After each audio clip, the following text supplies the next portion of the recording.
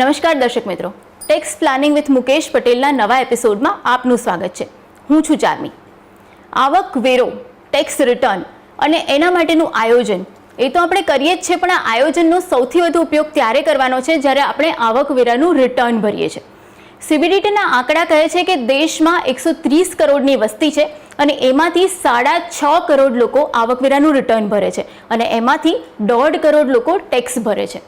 એક જવાબદાર નાગરિક તરીકે દરેક વ્યક્તિની ફરજ છે કે જો કમાય છે અને એના પર ટેક્સ આવે છે તો ટેક્સ ભરવો જોઈએ, રિટર્ન પણ ભરવું જોઈએ. પણ આ રિટર્ન ભરવું થોડુંક અઘરું અને આડકતરું લોકોને લાગે છે, કારણ કે એમાં ઘણા બધા કોમ્પ્લિકેશન્સ હોય છે, સમજવામાં મુશ્કેલી પડે છે. તો આવી દરેક વસ્તુની સમજ, રિટર્ન કઈ રીતે ભરવું, કોને ભરવું જોઈએ, રિટર્ન ભરવામાં કઈ કઈ વસ્તુઓનું ધ્યાન રાખવું જોઈએ અને રિટર્ન એકદમ ઇઝીલી સમજવું કઈ રીતે, આ બધી જ વસ્તુઓ તમને આજે સમજાવીશું ટેક્સ પ્લાનિંગ વિથ મુકેશ પટેલમાં. તો મુકેશભાઈ, ટેક્સ ન્યૂઝ અપડેટ દર વખતે આપણે કરીએ છીએ, પણ આ વખતની તો ટેક્સ ન્યૂઝ અપડેટ જ એ છે કે 31 ડિસેમ્બર રિટર્ન. અને આ રિટર્ન સ્પેશિયલ ઠેલાઈને જુલાઈથી શરૂ થઈને ઓક્ટોબરથી શરૂ આગળ વધીને ડિસેમ્બર, પણ એવું લાગે છે દર્શક મિત્રો કે આ ડિસેમ્બર તો અત્યારે વળગી રહેશે આવકવેરા ખાતું પણ, એટલે હવે બહુ આશા રાખતા નહીં.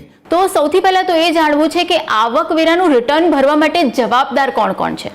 દર્શક મિત્રો ખાસ ખ્યાલમાં રાખશો કે રિફંડ માટે તો તમે રિટર્ન ભરવાના જ છો, પણ ટેક્સ ન ભરવા પાત્ર હોય તો પણ કયા સંજોગોમાં તમારા માટે તમારું રિટર્ન ભરવું ફરજિયાત છે અને અનિવાર્ય છે એ સમજશો.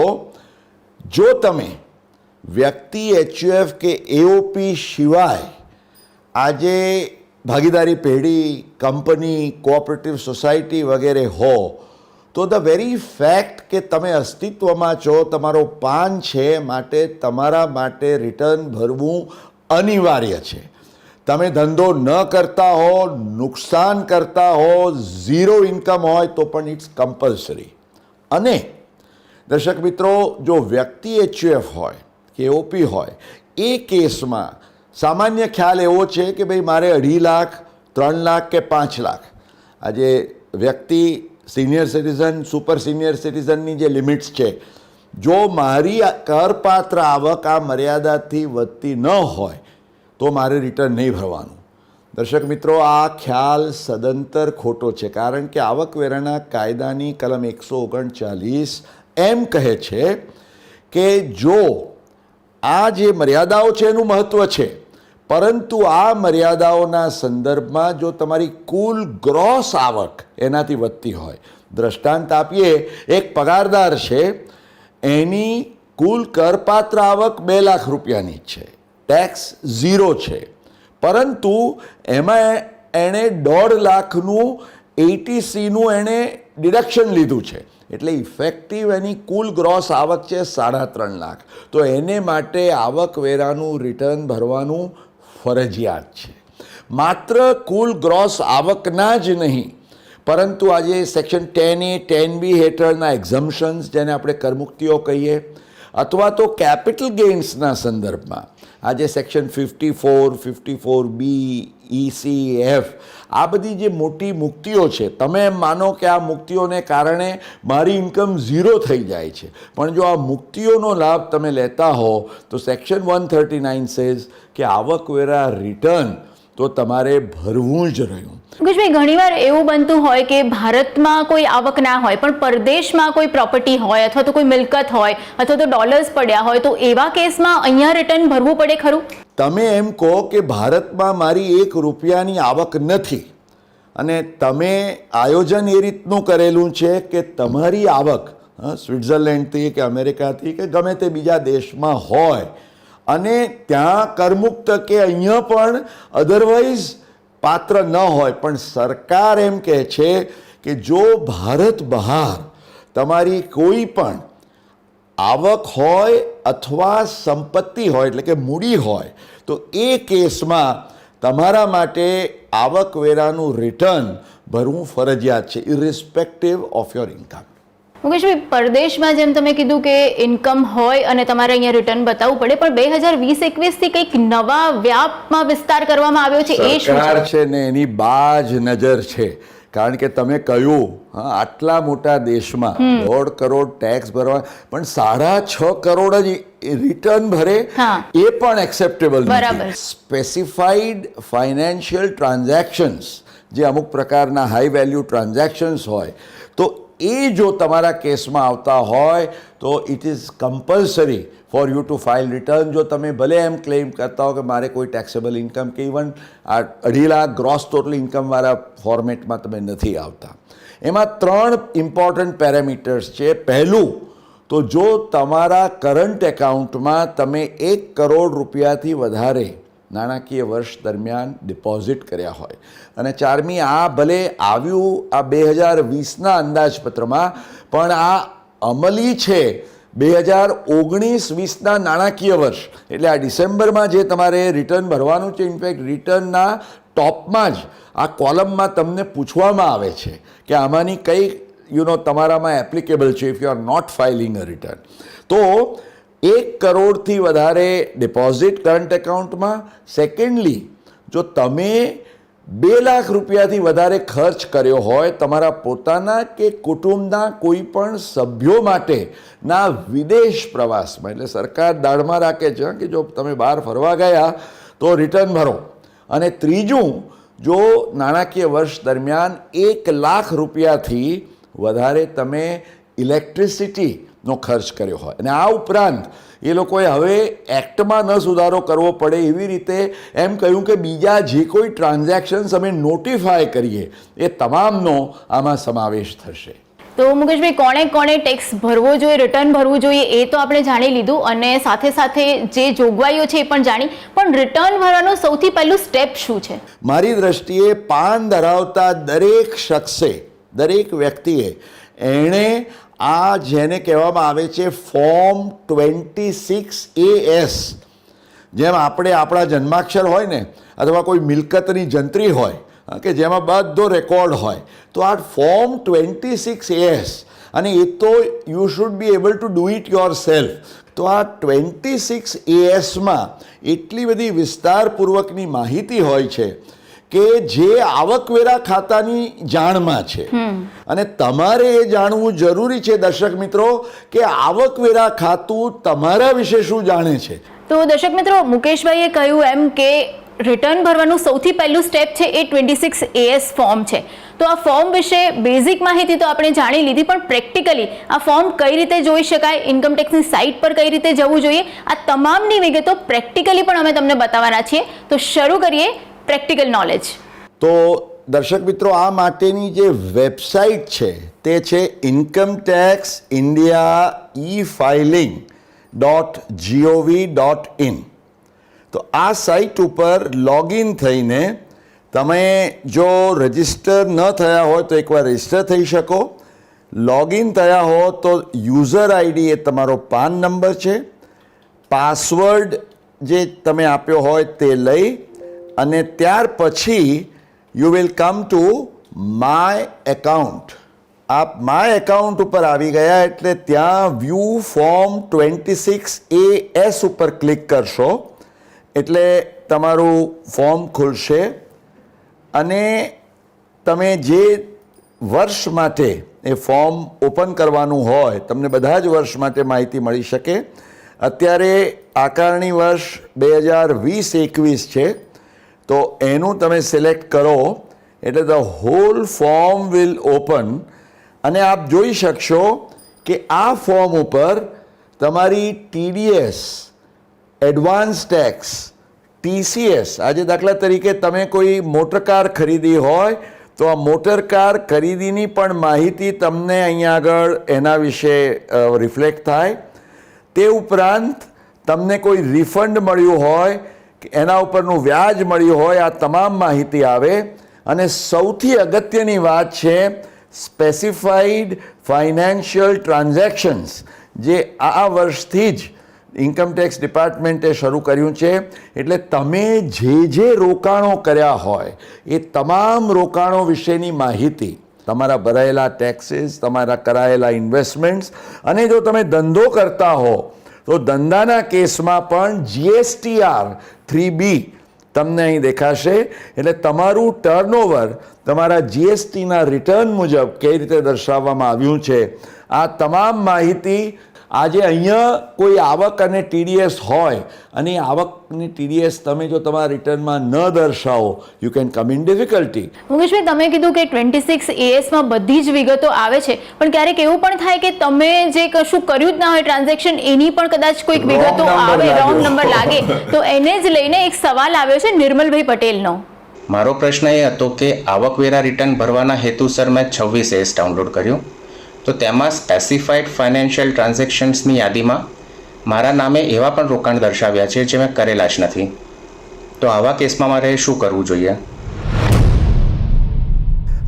તમારા પોર્ટલ ઉપર માય એકાઉન્ટમાં નિવારણ કરીને એક કોલમ હોય છે, એમાં સબમિટ ગ્રીવન્સ ઉપર તમે ક્લિક કરશો તો ત્યાં આગળ તમે ગ્રીવન્સ તમારું હોય એ કોની સામે હોય, કારણ કે જે 26 AS બનાવે છે CPC, તો CPC એ જે માહિતી ભેગી કરી છે એ તમે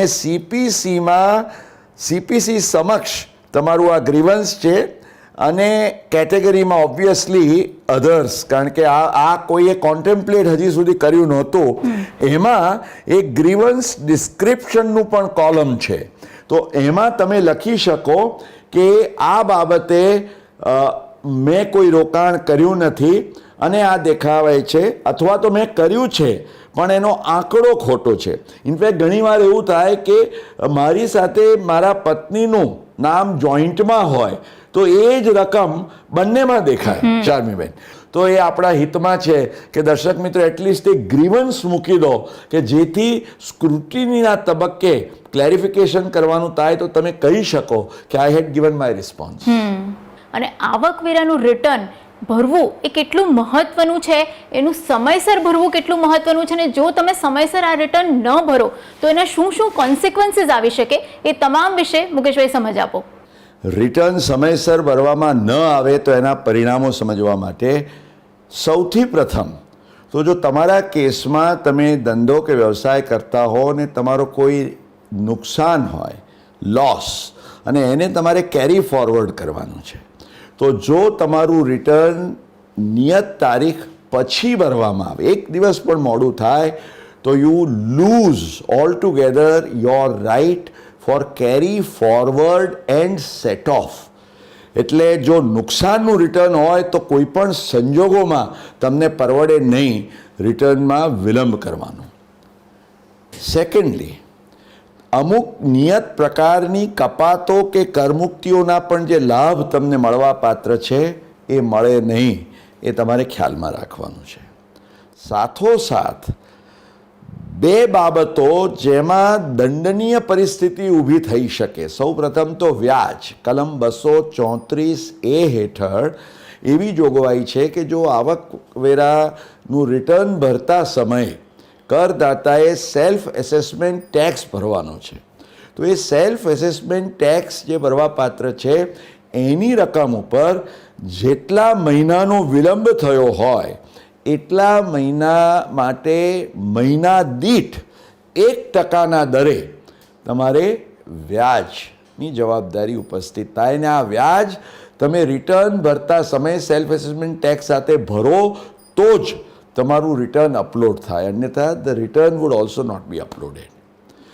અને દર્શક મિત્રો, ઘણીવાર એવું થાય કે તમારે ટેક્સ ભરવાનો નથી થતો એટલે તમે બ્રહ્મા હો કે હું ભરીશ રિટર્ન ભરીશ, પણ એમાં સમયસર રિટર્નથી શું ફરક પડે છે, મારે નથી ટેક્સ ભરવાનો, રિફંડ લેવાનું હોય તો એમાં પણ એક જોગવાઈ છે કે જો તમે જેટલો વિલંબ કરો તો એટલા મહિના પૂરતું તમને વ્યાજ સરકાર આપે નહીં.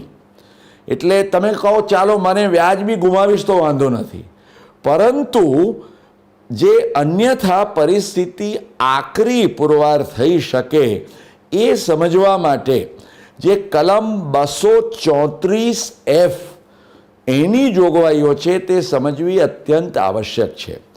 કલમ 234F is a fine, it is not a penalty, it is a fine for late filing. કે જો કરદાતાની કરપાત્ર આવક ₹5 લાખથી ઓછી હોય તો 1,000 રૂપિયાનો એને દંડ લાગે. દંડ એટલે ફી લાગે, લેટ ફાઇલિંગ ફી. અને જો 5 લાખથી વધારે હોય તો એ કેસમાં 2 પરિસ્થિતિઓ કોન્ટેમ્પલેટ કરવામાં આવી છે.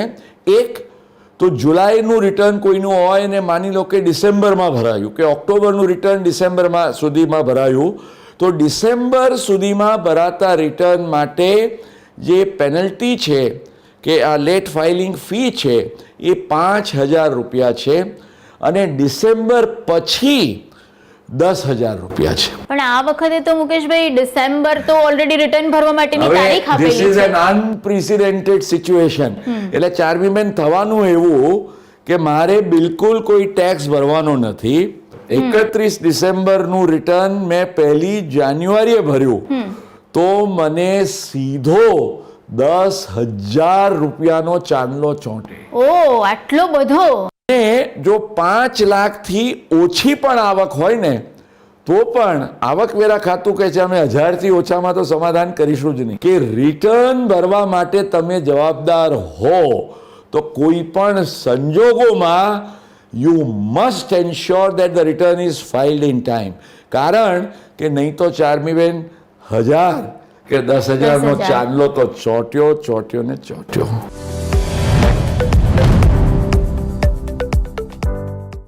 તો મુકેશભાઈ ટેક્સ રિટર્નની વાત કરી રહ્યા છે ત્યારે એને જ લઈને એક સિનિયર સિટીઝનનો સવાલ આવ્યો છે ઉર્વેશભાઈનો.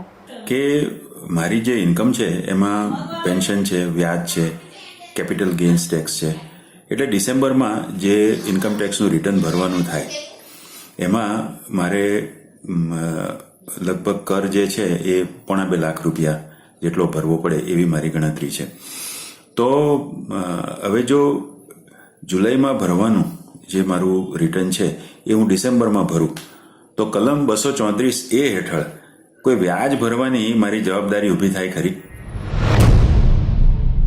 તમારા જેવા કેસીસ જે હોય કે જેમાં સિનિયર સિટીઝન્સને કોઈ ધંધા કે વ્યવસાયની આવક ન હોય તો એવા કેસમાં જો તમે 31 ડિસેમ્બર સુધી તમારું રિટર્ન ભરો, તમારું રિટર્ન ઓરિજિનલી ભરવાપાત્ર હતું જુલાઈમાં, પણ તમને August, September, October, November, December આટલા મહિનાઓનું કલમ 234 એનું વ્યાજ જે છે તે લાગુ નહીં પડે.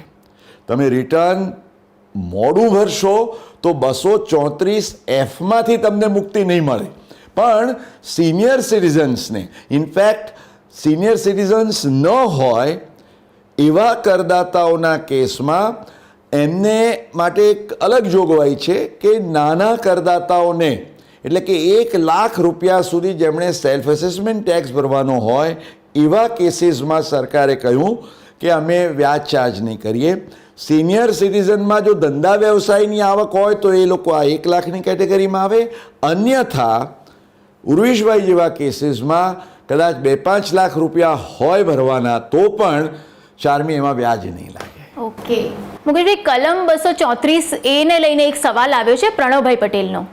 મારી કુલ આવકમાં ટેક્સ ઓડિટને પાત્ર ભાગીદારી પેઢીમાં વ્યાજનો સમાવેશ થાય છે, પરંતુ મને પેઢીમાંથી કોઈ જ પગાર મળતો નથી.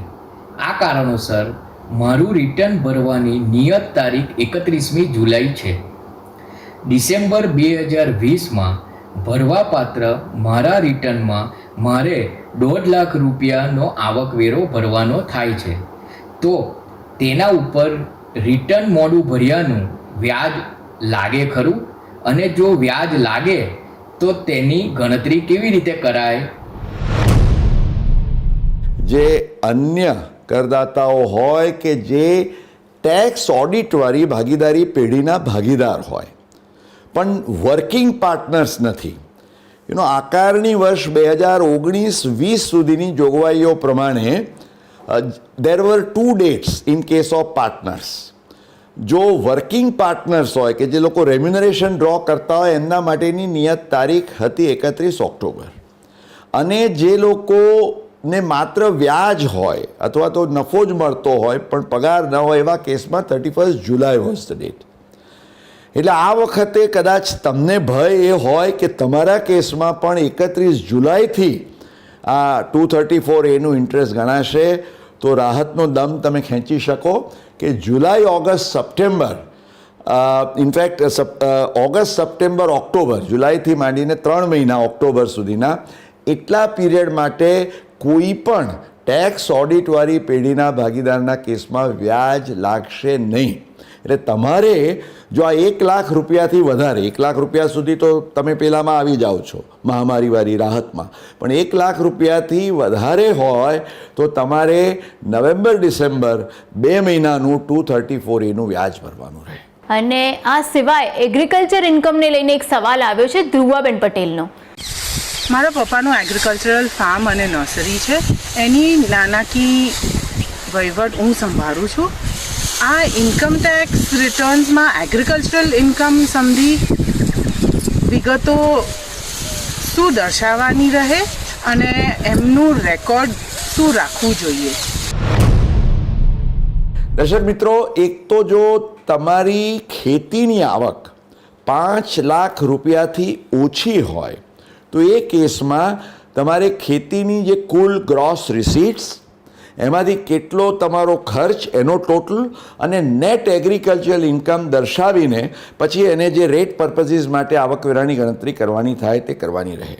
તો 5 લાખથી વધુ તમારી ખેતીની આવક છે જે તમારા કેસમાં, તો you need to give description of all your land. તમારી ખેતીની જમીન ક્યાં આવેલી છે, એનો પિનકોડ, એના કેટલા વીઘા કે હેક્ટર્સ, એની માહિતી, એ પિયત છે કે વરસાદ ઉપર નિર્ભર છે, આ તમામ માહિતી. અને સાથે સાથે ભલે તમારે હિસાબી ચોપડા કે કંઈ એનું ઓડિટ કરવાનું નથી, પરંતુ તમારા ખેતીની જે રિસીટ્સ હોય એના વિશેનો કોઈક રેકોર્ડ અને તમારા જે ખર્ચ છે એનો આંકડો, કારણ કે સરવાળે તમે જે નેટ એગ્રીકલ્ચર ઇન્કમ બતાવો છો એ રિઝનેબલ છે કે નહીં, એ આવકવેરા ખાતું ચોક્કસ તપાસવા માંગી શકે. તો મુકેશભાઈ, આજનો એપિસોડ તો અહીંયા અટકાવવો પડશે, પણ હજુ ઇન્કમ ટેક્સ રિટર્નને લઈને ઘણી બધી બીજી બાબતો જાણવાની છે. આઈટીઆરના ફોર્મ્સ, પ્રેક્ટિકલી કઈ રીતે રિટર્ન ભરાય, આ બધું જ તમારી પાસેથી જાણવાનું છે. દર્શક મિત્રોને કહીએ કે એમના પ્રશ્નો હોય તો પણ જરૂરથી મોકલે.